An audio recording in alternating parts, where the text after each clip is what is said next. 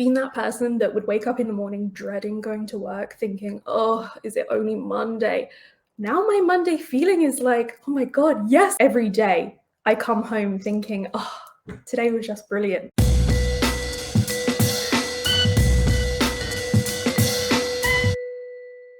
Hello everyone, we are here with a new video of Geppo. We have Meg. Meg, can you tell us more about yourself? My name's Meg. I'm based in Cork in the Republic of Ireland. I'm a dog walker.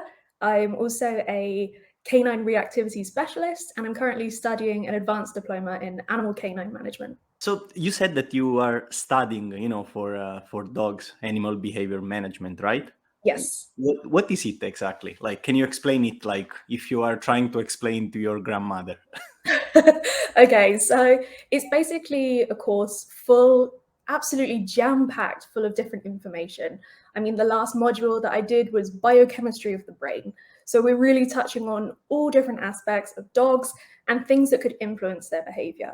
Now, it's not just dogs that are covered in the course, it's for all animals. So hopefully afterwards, I would love to go on and work with both cats and dogs. I'm a little bit of a crazy cat lady, I have to say.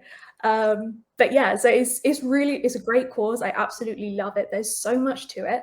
And like I say, afterwards, I will be able to work with animals as a certified behavior consultant. So I'll be able to deal with issues such as separation anxiety, aggression, compulsive disorders, the sort of tricky things that maybe a trainer wouldn't feel confident in approaching. But like that kind of spontaneous, like why did you decide to study all of this? Well, I grew up in the countryside here in the Republic of Ireland, and ever since I was tiny, we always had animals. And when I say animals, I mean all sorts of animals. Obviously, we had cats and dogs, but we also had chickens, ducks, donkeys, a goat, all sorts, hamsters. I think there were guinea pigs at one stage, rabbits. There were always animals there. And I absolutely loved it, without a doubt. So yeah, I went to college, I did my university degree. I did it in something completely unrelated to animals. I studied languages. I started working with that. I was working as a teacher for a little while, but then everything changed around November of 2020. We adopted a little rescue kitten. So I guess my dog training story starts with a cat, which is kind of funny. But we adopted this tiny rescue kitten, absolutely gorgeous, beautiful little tabby called Olive.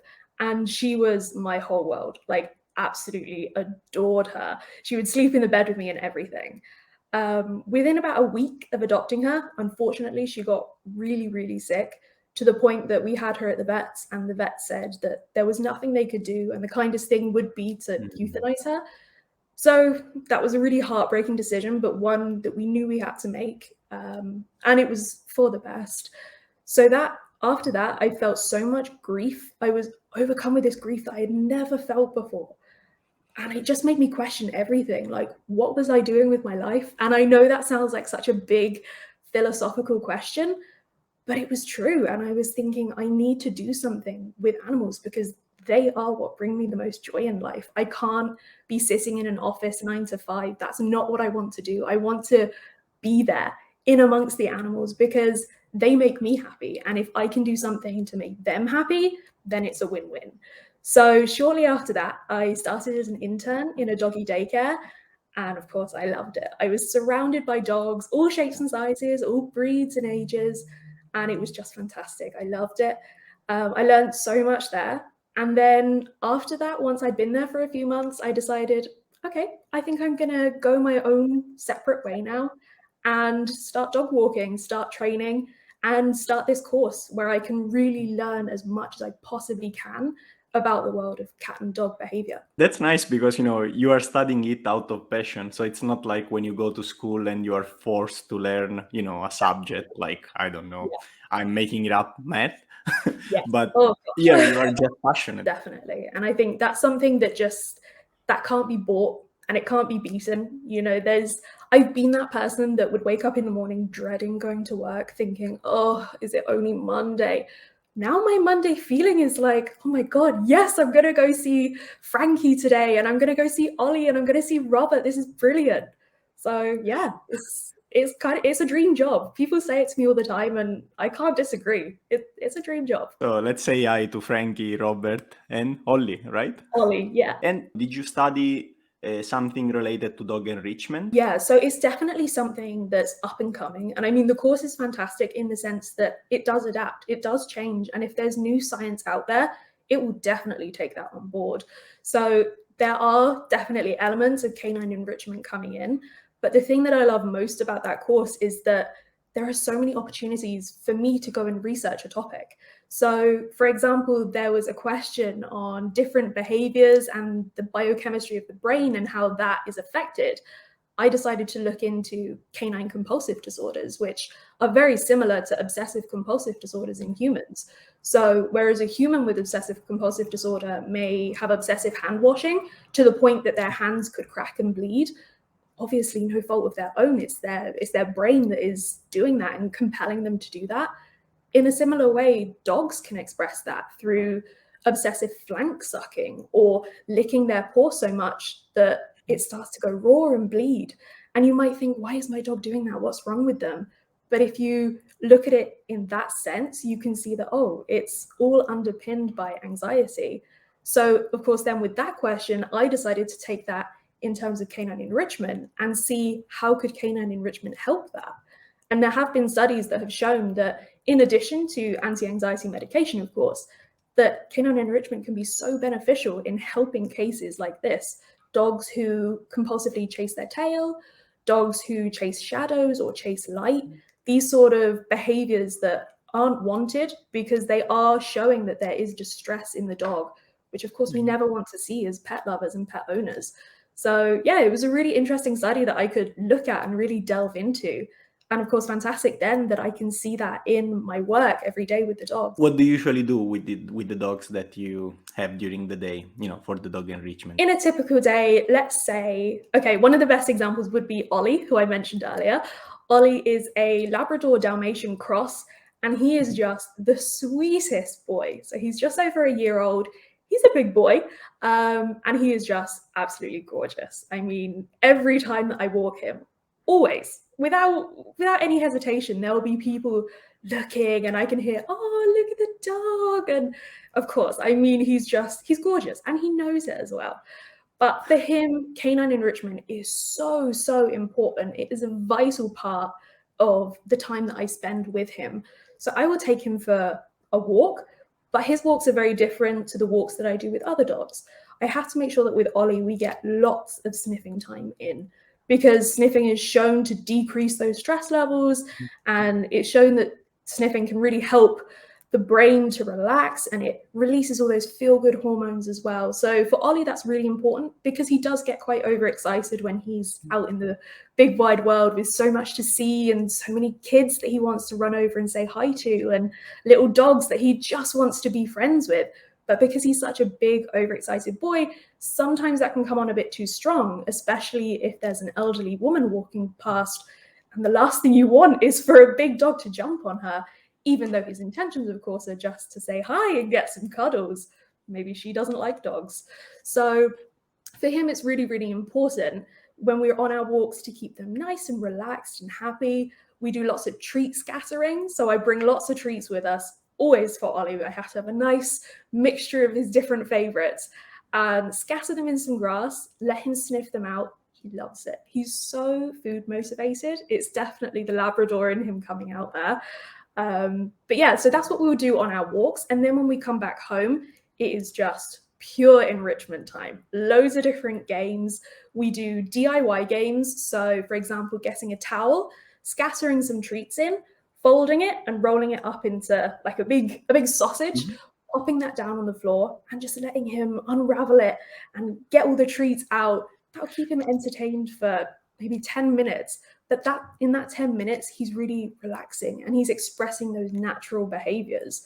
I mean, dogs, it's so natural for them to sniff everything. They see the world through their nose.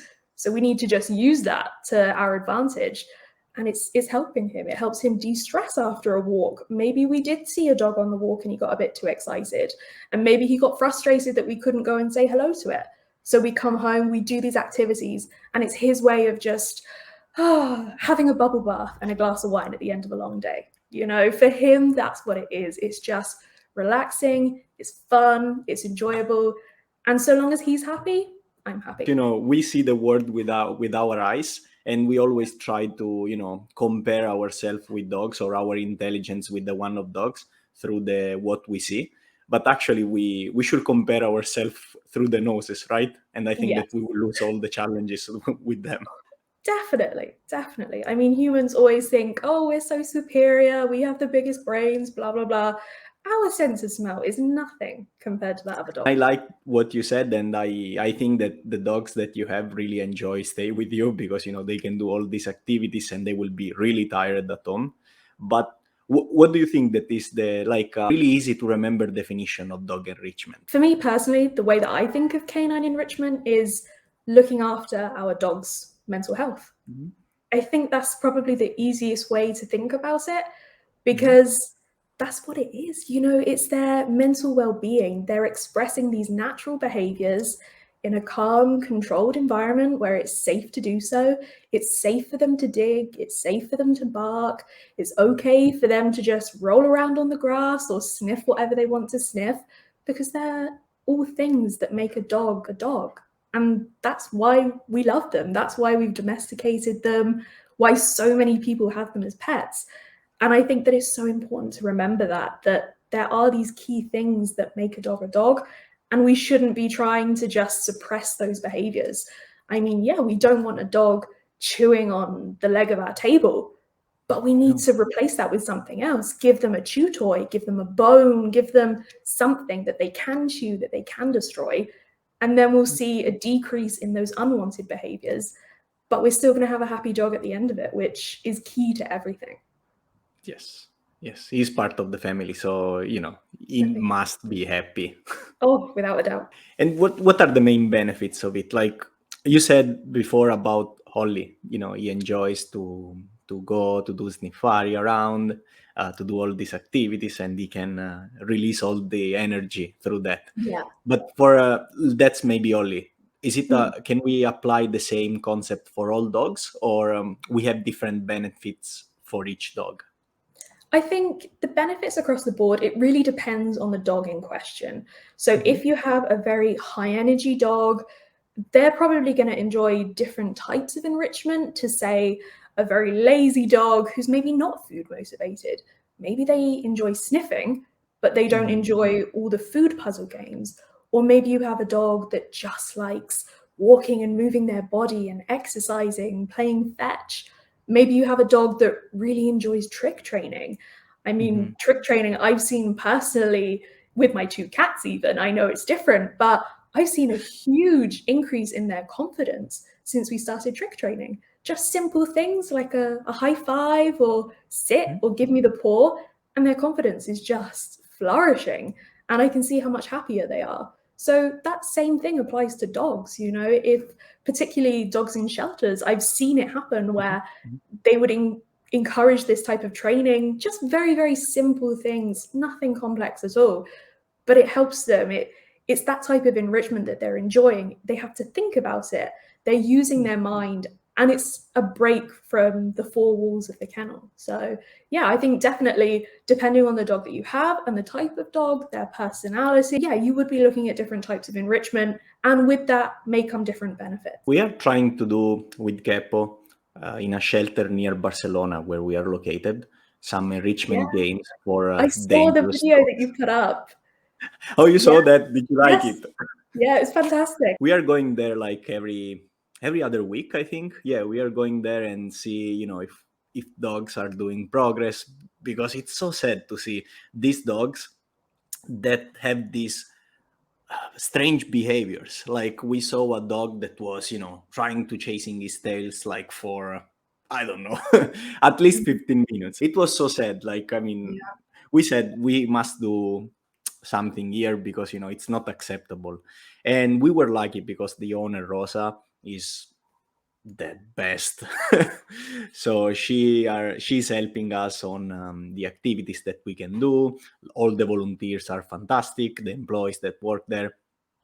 So I relate a lot on what you said. Like for kennels, we need more enrichment because most of the times they can just go out for, I don't know, one time per day, or Mm. maybe for long walks 2 times per week, and that's not the fault of the kennel because the kennel Oh, maybe has 200 dogs, so like it's almost impossible to have money exactly. to That's it. balance that.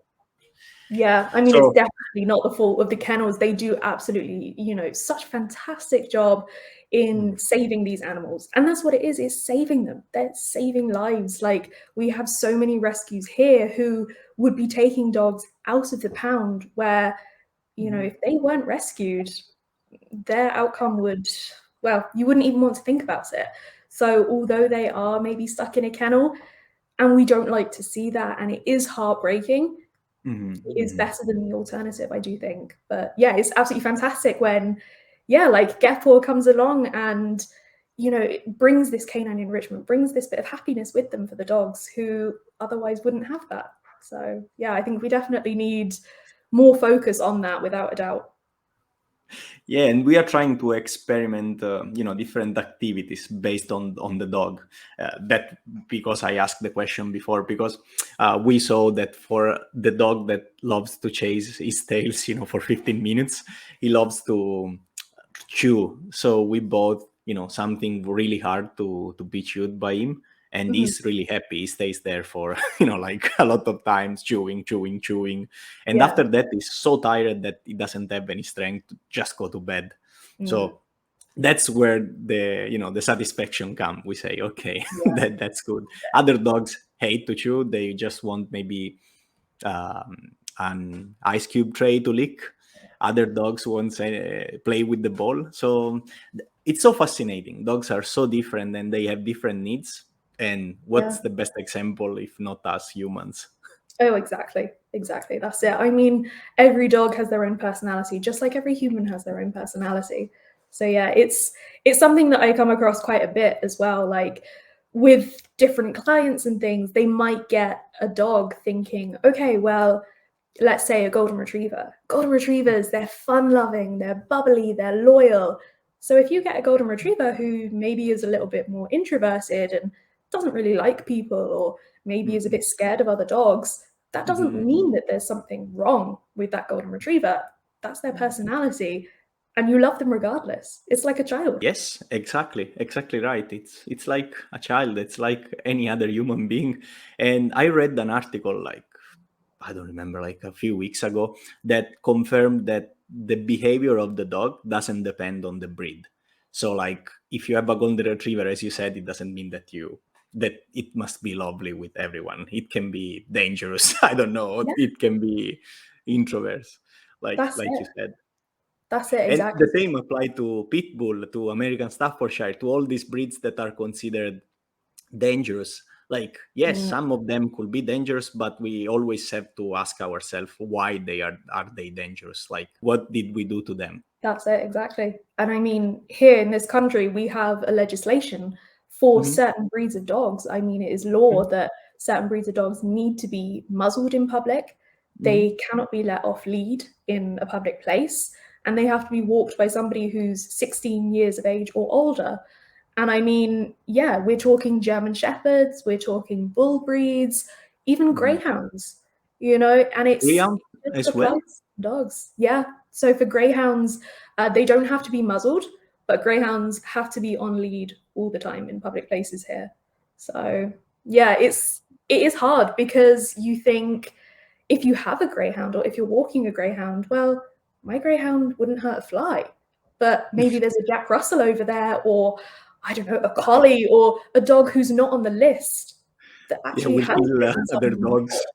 Yeah, that's it. And I mean, it's nothing to do with the breed. It's their personality and it's their deed, not their breed. So you need to look at, do they have a bite history? What's their personality like?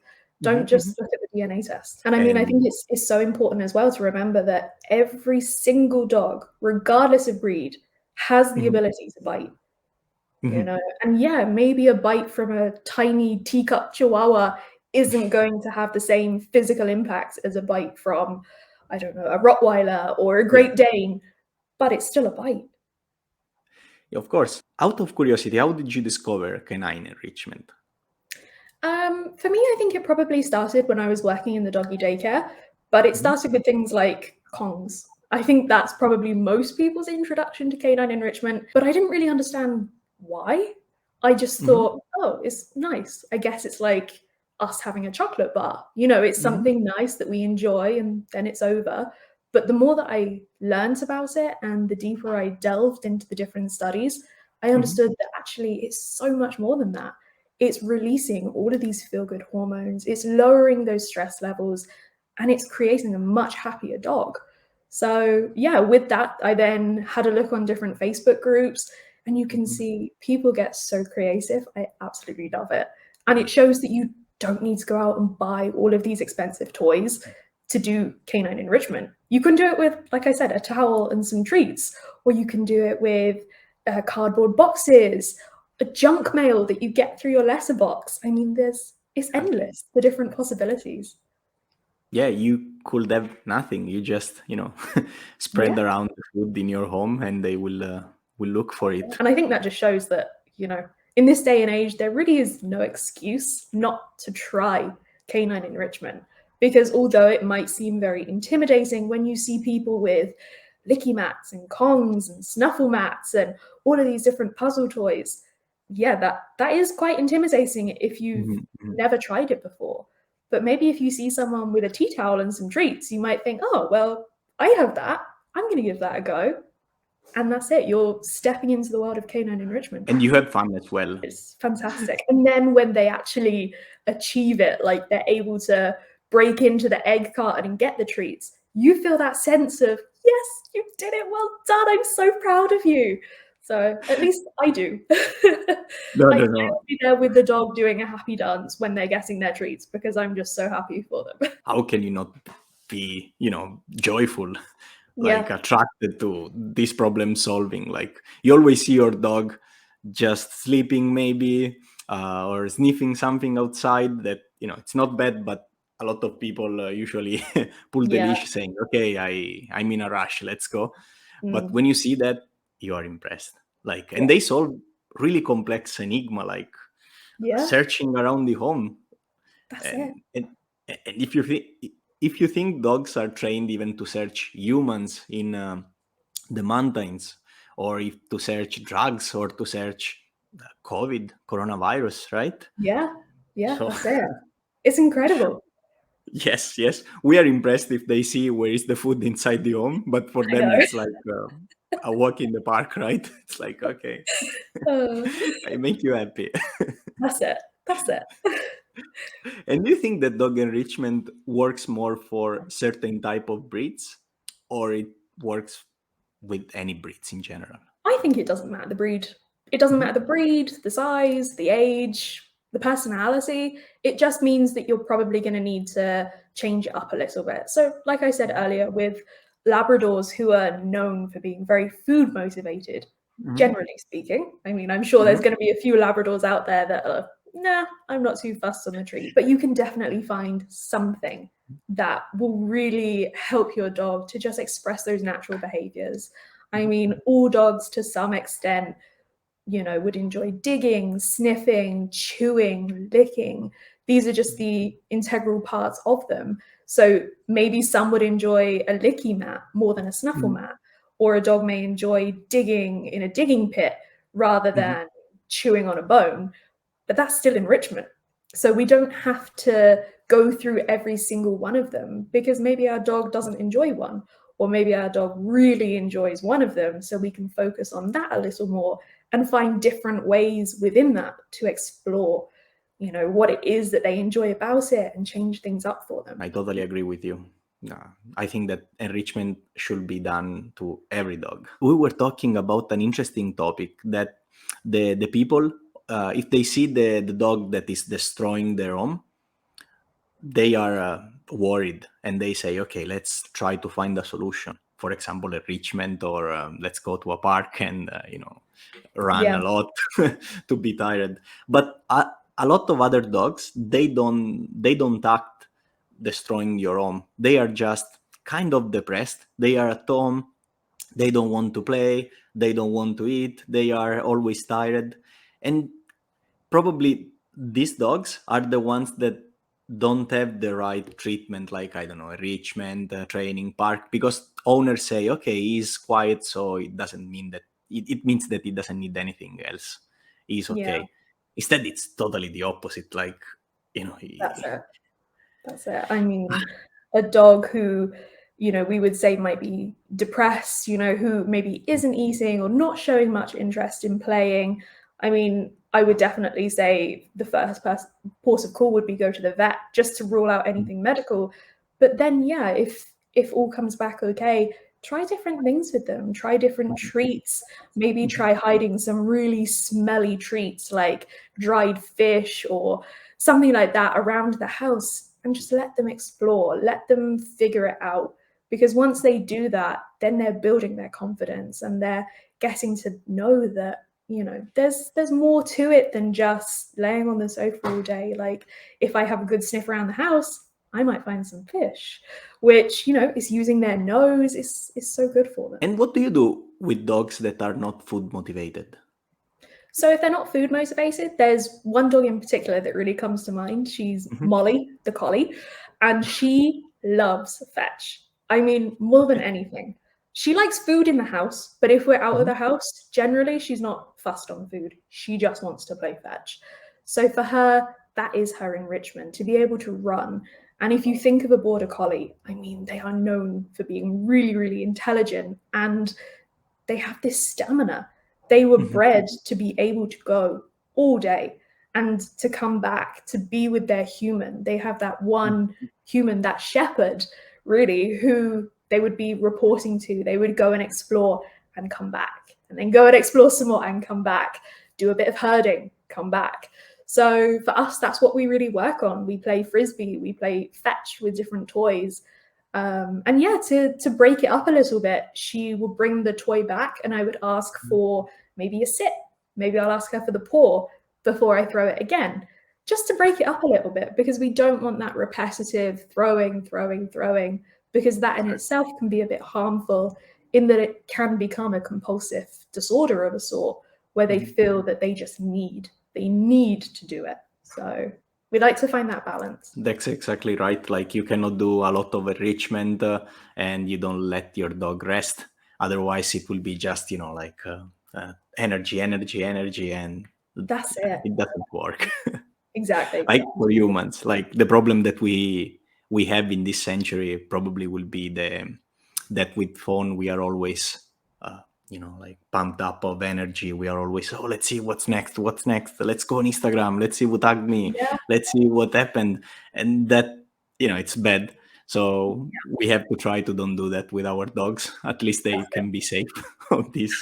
Yeah. In your training, like, what is the best memory that you have? Like the best story, the best experience, the one that you remember and you are really satisfied that you were able to do? I think maybe not so much from the training, because when it comes Mhm. to the training, there are so many. I mean, every day I come home thinking, oh, today was just brilliant because Mhm. Ollie did this, or because Peggy did that, or Frankie did this, Mhm. and I'm so happy and proud of them all the time. Honestly, I'm like a proud parent. Even though none of these dogs belong to me, Mhm. I really revel in their successes. If they can walk past a dog without reacting, or if they can stay calm at a moment, which usually would set them off, I am just over the moon for them. I am on a high for the rest of the day. But training aside, one memory that really sticks out in my mind was Mhm. when I took Sally, the greyhound, for a Yes. nice walk in this lovely park that we have nearby. And we got to the top of this little hill, and we just stood there for a few minutes in complete silence. We could hear the birds around us, and I could just see the happiness that she was feeling. It was like she Oh. was glowing. There's no other way to describe it. She was just radiating this happiness. And it was at that moment that I was like, this is why I do what I do. Like, to see her that happy, that is a feeling that money cannot buy. It really isn't. It was just, it stuck with me for the rest of the day. And I was just so, so happy that I could help her in that moment to just feel that happiness and just feel like, yeah, life's good. Especially because she's a rescue greyhound, and she had not the best past. I mean, she's in such a fantastic home with her mum, who loves her dearly. Yeah, it's just so great to see. I think particularly rescue dogs do get to me, because when I hear about their past and what they've been through, and then to see how happy they are, how forgiving they are of humans who would have mistreated them in the past. Like, why should this dog trust me when every other human, neglected them or abused them? But to see that, it's just such a wonderful feeling when you can see a dog truly happy. It's indescribable. And what is your usually technique? Like you said that they were mistreated by humans. So what do you do to gain their trust? Because I believe that when you meet them for the first time, they are not so friendly, or they are maybe shy with you. So what do you usually do to gain their trust? Well, yeah, it really depends on the dog. I mean, like Hmm. Sally, although she did have a traumatic past, Hmm. she is so friendly towards humans. I mean, a stranger could walk past, and if Sally likes the look of them, she will be giving them the eye, like, come on, touch me, come on, give me some butt rubs. She loves attention. So every dog is definitely different. But for the dogs that maybe are more shy, a bit more wary of humans, my technique would always just be give them their time, give them their space, and wait until they give me consent to go over Hmm. and greet them. I'm not going to get up in a dog's space, because us as humans, we don't like it when somebody gets too close to us and invades our space, especially if it's someone we don't know. If we're meeting someone for the first time and they're straight away like coming towards us, it's a bit, it's not a nice feeling. So for a dog who's lower down than us and we're just coming over them like that, it's a stressful experience. And in a lot of cases, I wouldn't be surprised if a dog would then turn around and bite the human, because it's that invasion of privacy. So I would let the dog just come to me in their own time and let them know that I'm not a threat. I bring treats, I have toys, I'm speaking in a soft voice. It's okay. Everything's all right. You can trust me. And with time and with patience, I think that's the most important thing. The dog will come over. And yeah, the dog will learn that actually, humans are okay. They're not so bad. At least the human that they are approaching in that Yes, moment. that's it. I always thought that dogs can feel the energy of the human. So when you speak, when you look at them, they understand if you are a good human being or not. Yeah. Yeah. For cats, I don't know. For cats, it will be another story. You said that you are doing cat enrichment, feline enrichment. I don't know what is Yeah. it called, Yeah. but Feline enrichment. Yeah, so I've got two cats of my own who are actually both uh-huh, fast asleep right now. One of them is in top of the cat tree, and the other one uh-huh, is in a hammock on the window. So yeah, we do lots of different feline enrichment here at home, and I see the same benefits that I see with dogs. It's something that I think applies to animals across the board, regardless of species. I think every animal, humans included, mhm, benefit from different types of enrichment. So for them, we have different food puzzles, different things for them to sniff out. We bring different elements from the outside in. So at the moment, I've planted some cat grass that once it's grown, I'll be able to bring in for them to sniff and to eat and to lay in and just roll around in. I mean, we're in a city centre apartment, so mhm, we won't let them outside for their own safety. But we try to bring different elements of the outside in. They also love it when I come home from work and I smell like dog.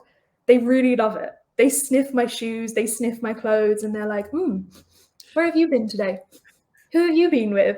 And yeah, that's a different type of enrichment for them as well, because they're using that nose, they're getting all this information that us humans wouldn't be able to get at all. So yeah, it's definitely something that applies to animals across the board, I think. in Geppo right now we are not doing exercises for cat. Maybe in the future, yes. If we see that is Yeah, something that that'd be people brilliant. want, maybe we can do that. But like, why? That's a stupid question, I know. But why don't we have the same concept that we apply to dogs for cats? For example, why dogs can go outside and on a leash, and cats cannot? Well, cats can. It just Mhm. involves training. But I All right. mean, yeah, but I mean, for dogs, it also involves training. I mean, a lot of people are able to put a harness and a lead on a dog without much consideration, and the dog, 9 times out of 10, will probably walk. But Mhm. there are some dogs that I know personally who, got to maybe 1 or 2 years of age and, like you say, were living on a farm, so never needed to walk on a lead. And then when they were rehomed in an urban environment and they needed to be able to walk on a leash, they didn't really know how, and they had to be taught that Mhm. actually this thing going around my neck, this collar, that's okay. This harness going on my body, yeah, that's okay. I don't need to worry. This lead that's attached, yeah, that's okay as well. We can walk now. They need to learn that because it's a scary thing to have this vest put on you and all of a sudden you're tethered to this human and you want to walk and do your own thing, but you can't. So it does involve some training for dogs, and likewise it does for cats as well. So one of my cats, he will walk on his harness and lead just out on the balcony for a little Uh-huh. sniff about. He doesn't like to be out for too long, but his sister, on the other hand, she doesn't like it. I mean, we have tried training her, but that's just her personality. She's more skittish in general, so that's not something we're going to force. It's not something we need, which I think is very different to dogs because a lot of dogs need to be able to walk on a lead, whereas with cats, we just think, well, they don't need to, so we won't bother training them. But I think it does all come down to training, really. Maybe the evolution is part of that as well. Like we train dogs to do that for a lot of years. Like I don't know, I Exactly. mean, hundreds of years for sure. Yeah. And cats instead, no, they were Mm, used mainly. I think that they were used mainly to catch rats or like weird animals on the farm. exactly. So probably that was their job, and now we need to switch that to let them become more like dogs. More, they are already part of the family, but we want to enrich their world as well. Like Yeah. I don't know if we have a lot of enrichment games outside for cats. There are some. There are definitely some. I mean, the Nina Otterson different Mhm. puzzle games. She does them for dogs and she does them for cats. We picked one Ah, up mhm. recently. But even some of the dog enrichment toys can be used for cats. So I saw a particular dog enrichment toy that a few different clients had, and I thought, I think my cats might like this. So I just got a really small size version of one, tried it out with them, and they loved it. So it doesn't need to specifically be a cat toy or a dog toy. If it's safe and if you think that your cat will enjoy it, go for it. Try it out. I mean, supervise them while they're doing it. But if they enjoy it, then yeah, go for it. Last question that I want to ask you: what do you think that humans can learn from animals in general, but mostly from dogs and cats? That's a good question. I think that the main takeaway would be to think less and do more. Mhm. And although that sounds quite simple, if you look at your dog or your cat, they're not ruminating on the past or on the future. They're not like worried about what could happen tomorrow or what happened Mhm. yesterday. They're just enjoying the moment. I mean, they're just sleeping or they're eating or they're playing or they're having a good time, whatever it might be. Whereas I think us humans, we tend to get hung up on the little things that in the moment they feel really important and could feel like the end of the world. But when you look at it in perspective, it's really nothing. It's nothing to worry about. And I think that the more that we practice enrichment with our animals, hopefully the more sort of cognizant we are about our own mental well-being. I mean, for me personally, yes, I do struggle with my mental health. And I think that being around animals has helped so much because I can see the happiness, in the dogs that I'm walking. I can see the happiness in my cats at home. And I can't feel down when I see that. I just can't. It's impossible for me to feel down.